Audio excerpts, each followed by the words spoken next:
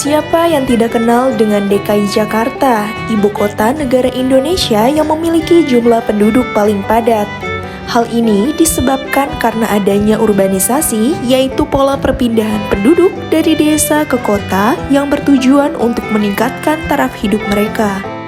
Selain sering disebut dengan kota metropolitan, Jakarta juga memiliki keunikan tersendiri seperti keragaman jenis budaya dan kuliner yang tentunya dapat menarik perhatian para pendatang. Berbicara mengenai kota Jakarta, tidak lengkap rasanya jika kita tidak membahas kuliner khasnya. Salah satunya adalah kerak telur. Kerak telur merupakan makanan yang terbuat dari beras ketan dan telur yang kemudian disajikan bersama serundeng juga topping lainnya. Kerak telur umumnya dimasak menggunakan wajan dan dinikmati saat masih hangat agar rasa gurihnya semakin menggugah selera. Sejarah kerak telur sendiri dipercaya telah ada sejak zaman penjajahan Belanda. Dulu, kerak telur diciptakan oleh masyarakat Betawi secara tak sengaja. Kerak telur tercipta setelah masyarakat Betawi atau Batavia coba-coba membuat beragam makanan dengan memanfaatkan banyaknya buah kelapa di sana. Dari coba-coba inilah kemudian tercipta kerak telur yang biasanya dijajakan oleh para pedagang di pinggir jalan atau saat momen perayaan tertentu, seperti perayaan Hari Jadi Kota Jakarta maupun Hari Ulang Tahun Republik Indonesia.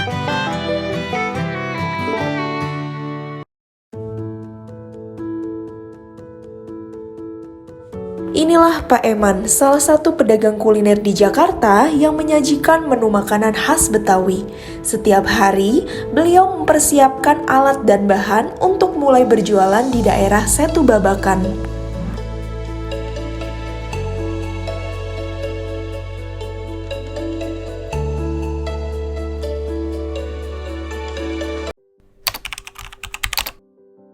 Nama saya Man Effendi.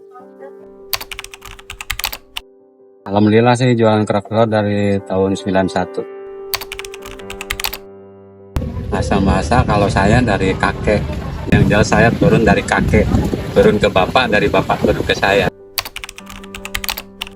Cara masak, kita yang ngikutin almarhum Kong aja. Awal ceritanya, dia makanan bukan untuk dijual tadinya, untuk iseng-iseng orang makanan di rumah lah. Dia udah bikin bang kerok katanya. Nama aslinya bukan kerak telur, bang kerok katanya. Kok pakai telur, pakai ketan gitu. Terus ternyata katanya kok enak, udah bisa dijual, udah dinamain kerak telur gitu. Jadi kerak ada telurnya gitu kan. Nasi ketan. Kayak itu pakai telur, jadi dinamakan kerak telur gitu. Satu beras ketan, kedua serundeng yang dari kelapa itu, nah terus hebi, rempah-rempah, bumbu yang lain gitu, semacam garam, sasa gitu kan, untuk penyedap lah istilahnya gitu. Ada juga pakai kencur dikit. Ya tentu nih nggak bisa diprediksi kalau di situ, nggak bisa, kecuali kita ada borongan, ada ini, nah baru bisa dianinya gitu. Nah tentu juga kalau di situ mah, kalau lagi rame, alhamdulillah rame, bisa ngabisin satu ekrek. Iya, bisa ngabisin satu ekrek. Hari Sabtu Minggu. Yang jelas hari libur lah, apalah habis lebaran gitu kan, atau tahun baru gitu kan, tanggal 1 tahun baru kayak kemarin gitu. Kalau kendala banyak neng, kendalanya ya hujan lah gitulah, baru aja udah hujan, pengunjung udah jelas udah nggak jadi masuk.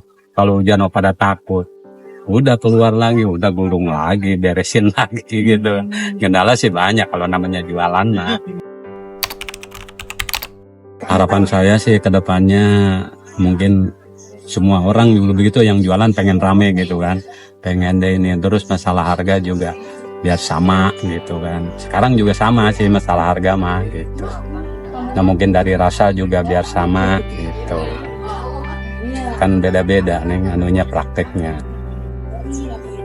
Nah terus masalah dari bumbu juga, orang-orang yang lain kan dipisah. ebi dipisah, garam dipisah, lada dipisah gitu kan.